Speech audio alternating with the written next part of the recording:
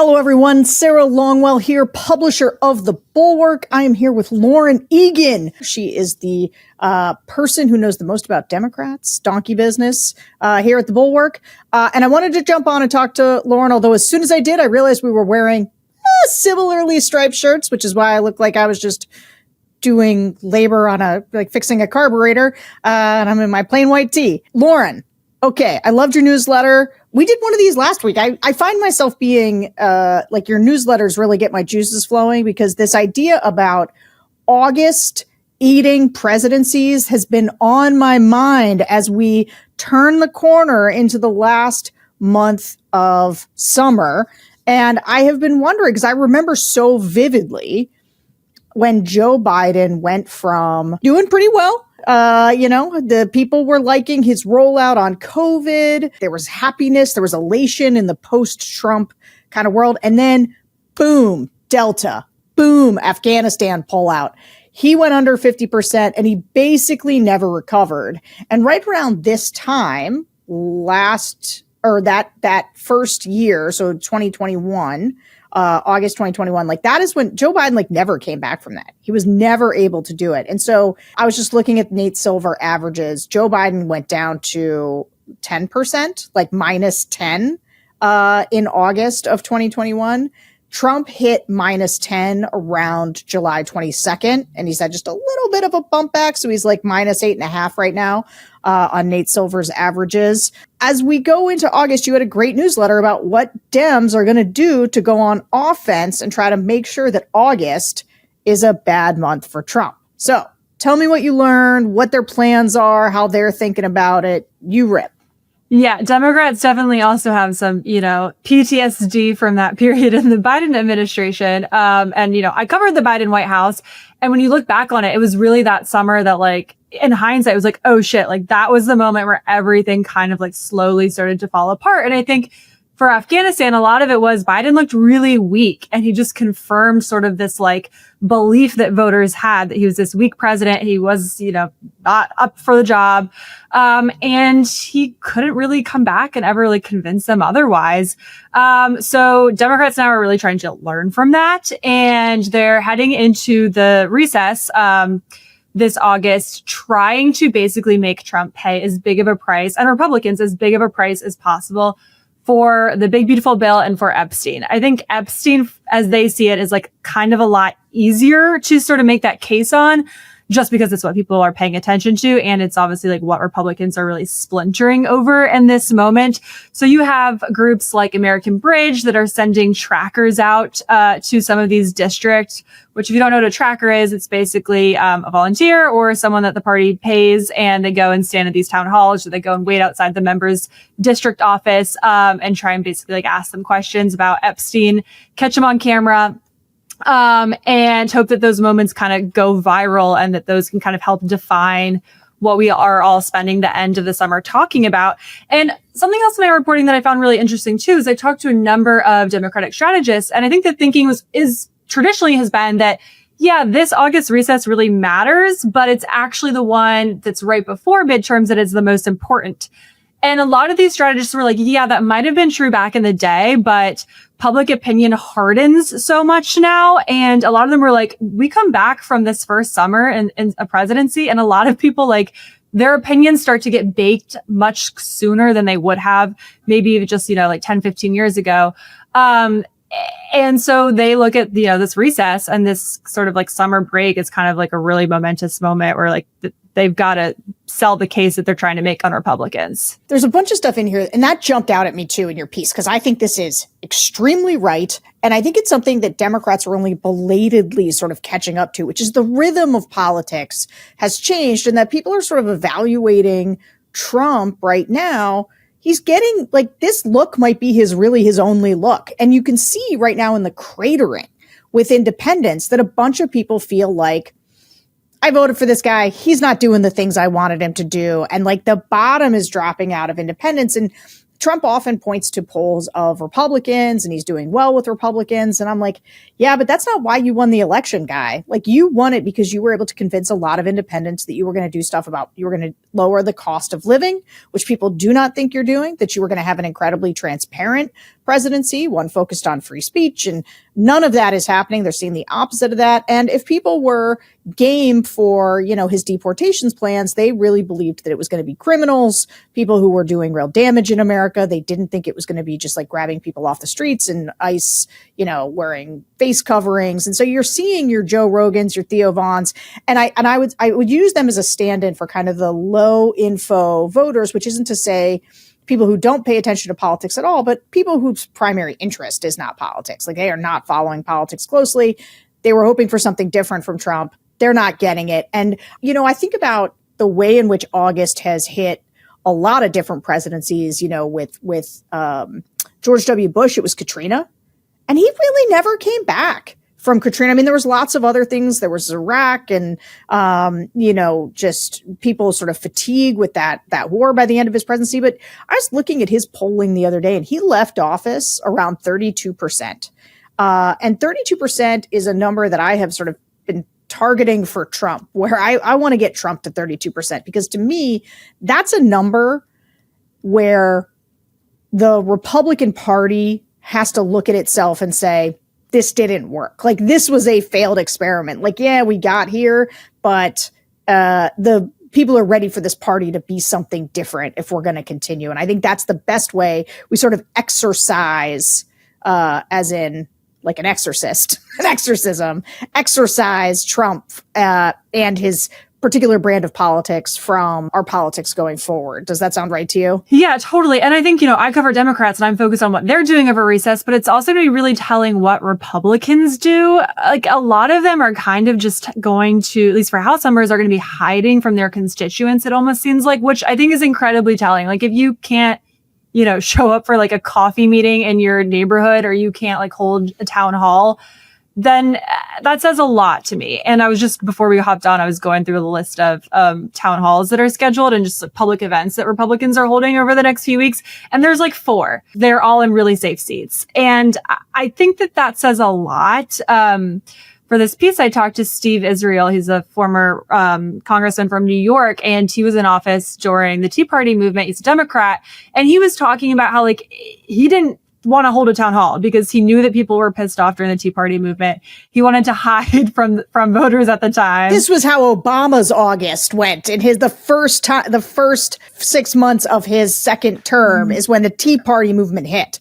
Right. And so he was talking about how, when he was home for recess, he was weighing whether or not to hold a town hall. And he was just basically speaking to the power of people showing up at your office and being pissed off, and how eventually he had to hold an event in person. But he was just trying to get at the fact that it says a lot about the party when they can't show up and hold public events. And it speaks a lot to how scared they are and just how much trouble that they think that they're actually in. What do you think they're the most scared of? Are they more scared of independents and regular people showing up to be you guys have not lowered prices? Or are they afraid of MAGA types showing up to be why aren't you guys doing anything about Epstein? I think it's the Epstein stuff, because is to me where they don't really have a great answer on some of that, and where they seem just, based off what we saw before they left DC, where they seem the most squeamish on in Capitol Hill. And frankly, that's always been the part of the party where they've been the, most sort of freaked out and running scared by. Clearly that's what Democrats think that they're the most sort of unnerved by, because even in some of these districts, Democrats are running billboards about Epstein. There's one in Mike Johnson's district. So I think really trying to just make them feel as much heat as possible and just as squeamish about it as possible. What do you think has happened for Democrats where they kind of went from worrying that Epstein might be a distraction to feeling they can go on offense on this? What memo did they get where they realized that this was fertile territory for an offense attack? I think they finally just kind of started to wake up to the reality of the attention economy, which I know that we've talked about before, and that they can't always sort of pick the turf that they're messaging on. And when I was talking to strategists, a lot of them were yeah, look, we kind of, Democrats stick their nose up at some of this. Epstein was always the conversation that was happening on the bro-y podcast, and Democrats just have always felt like too buttoned up or too like proper for that conversation. And I do think over like the past few months, there's been some like, tough conversations among Democrats about like how they have to get over some of that. And if voters are wanting to talk about Epstein, well, like, sorry that you like think that it's, beneath you to talk about, but like get over it. That's where you're going to be able to draw people into your message. And then, broaden the Epstein conversation out from there about messaging about, Trump's really just here to protect elites, et cetera, et cetera. So I think it's been like a slow roll over the past few months. I mean, even if you think back to January, it does seem like from January until now, Democrats have grown a bit more of a stomach for that fighting feel that voters say that they want. And I think this is just kind of like part of that dynamic. I think that's right. I do. Sometimes it drives me crazy that Democrats can't see where, like they've been given manna from heaven on a messaging. And it's not even, this is just, Trump does not want to talk about this. He wants this to go away more than I've ever seen him want something to go away. And as a result, he's fumbling left and right. I mean, even today, the story is, because he said over the weekend, and I was on vacation, but even I went, oh my gosh, what a crazy thing to say, where he, instead of saying, his base had been running cover for him. He kicked Epstein out of Mar-a-Lago because the guy was a creep. And Trump's like, no, he was stealing my people, and he keeps saying that. He doesn't say my employees. He doesn't say members of my team. He's like, it's just getting like weirder and creepier. Honestly, did you see what he said about what did he call them? He called it something that was he has like a very ownership way of talking about it. Yeah, exactly. My employees. Yeah, my people. Yeah. And he was just asked about it on the plane too. Were they young girls? And he just like this like narrative that Trump's a fantastic messenger is like both true and not true. You know what I mean? Because it's like the guy cannot like shut this down. And to your point, like Democrats have been given a gift with this. And I think that they're doing a good job on Epstein, but they're not doing like a perfect job. I mean, Nancy Pelosi at first was calling this a distraction. So I think even in the past 2 weeks, they've gotten better on Epstein. But like, why was she calling this a distraction 2 weeks ago? There was some frustration in the party that like there was even sort of like they were slow to get out of the gate on this. Well, I think that they want to talk about healthcare. I mean, I think part of it is like the big, they feel beautiful safe bill. People, it's really unpopular. It feels like it plays into the thing that voters like I can just see it. You're a Democratic operative and you're saying to them, okay, voters, you get the highest marks on healthcare. That's what voters trust you the most on. They don't trust Republicans as much. They just cut healthcare for millions of people and gave billionaires big tax breaks. And like, that's your sweet spot. Stay right there. Don't move. Don't say anything crazy. And all it takes is just the slightest bit of imagination to see how Jeffrey Epstein, and we talked about this last week, right?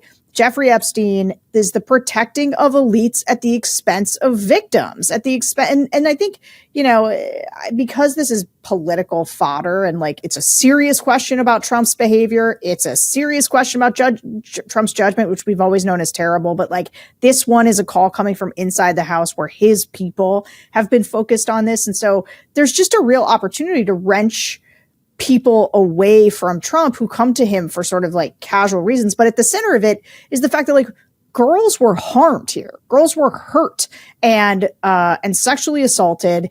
And Republicans have been using this idea of creating and I think for people who are just casual political observers, they don't realize how much on the right, and this is kind of a Will Sommer, swims in this particular toxic pond, but their idea that there is a global cabal of pedophiles that are mainly Democrats and Hollywood and Hillary Clinton, like this is stuff that really does stir a not insignificant portion of the conspiratorial right.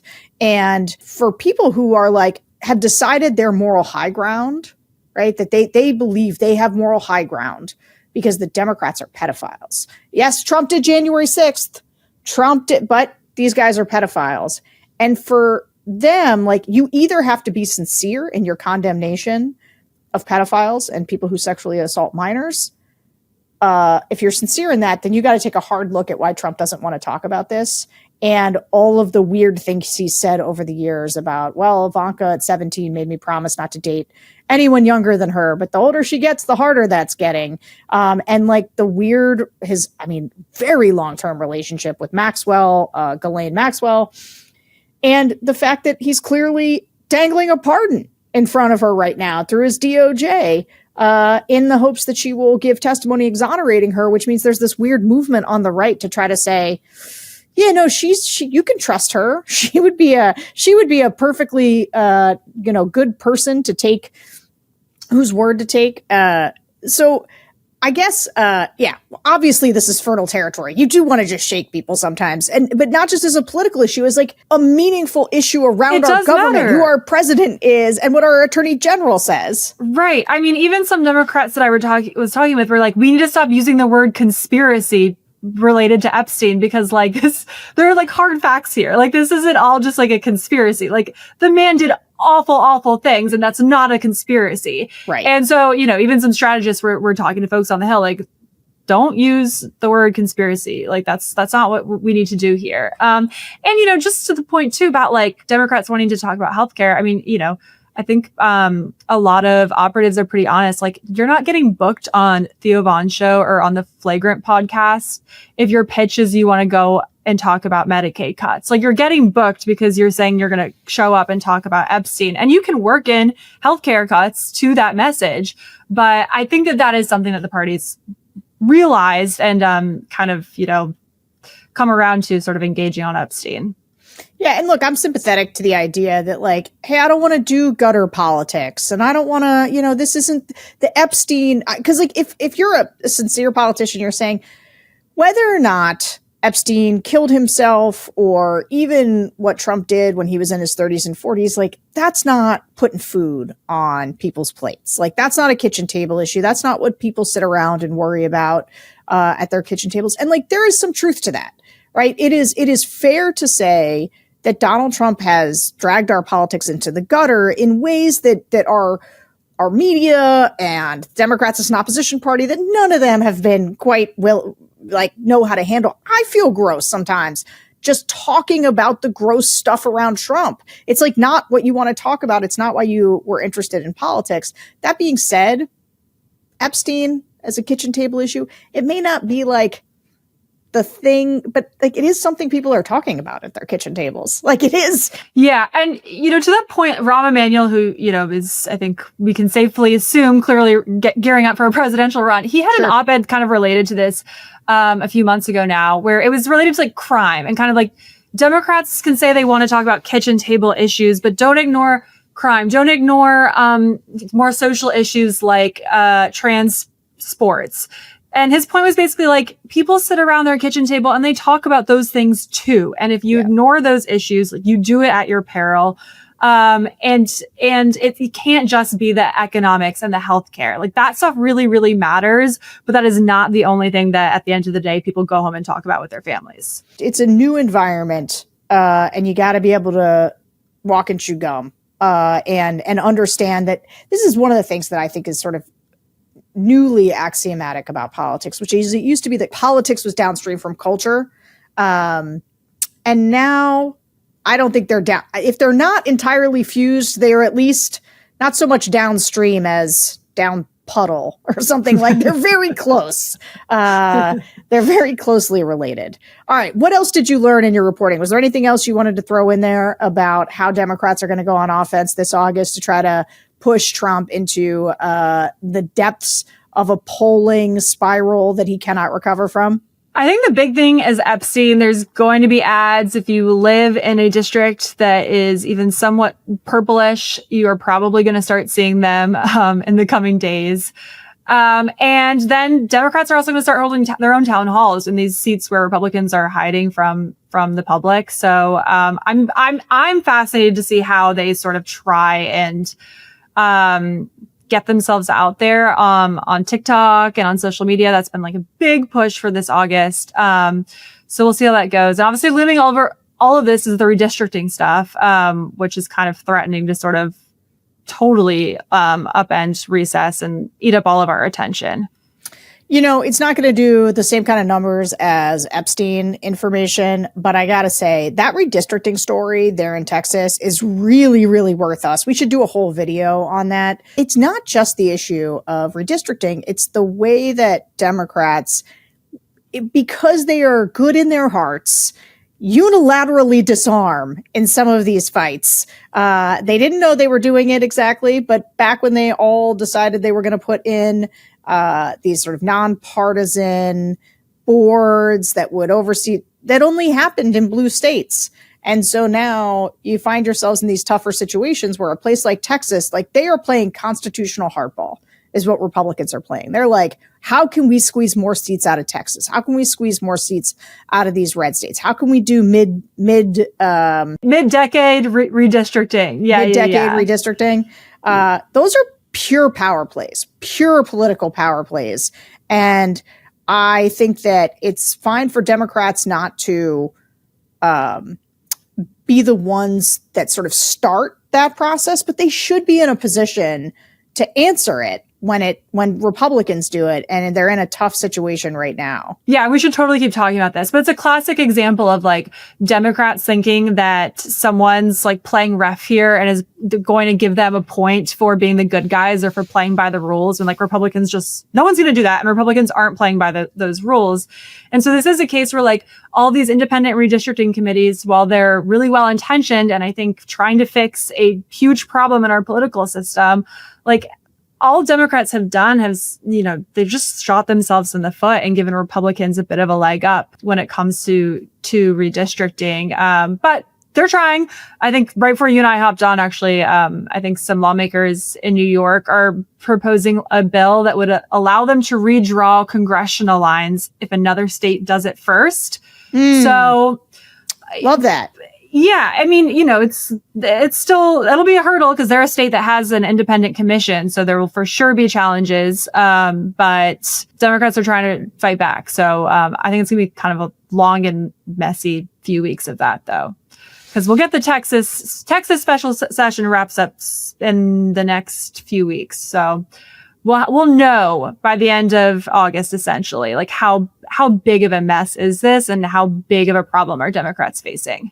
All right. Well, we're going to keep an eye on whether or not Democrats are actually doing what they're saying and going on offense here in August. And we'll see if by the end of August, Trump is down, in double digits, underwater. Lauren, thank you for jumping on and talking about this with me. I loved your column. Everybody should go sign up for the Bulwark and get Lauren's they'll get emailed right to you. Most of them are free. Occasionally they're gated, but almost never. So subscribe to this channel, go subscribe to the Bulwark, get all our free stuff. We'll see you guys next time. Thanks, Lauren.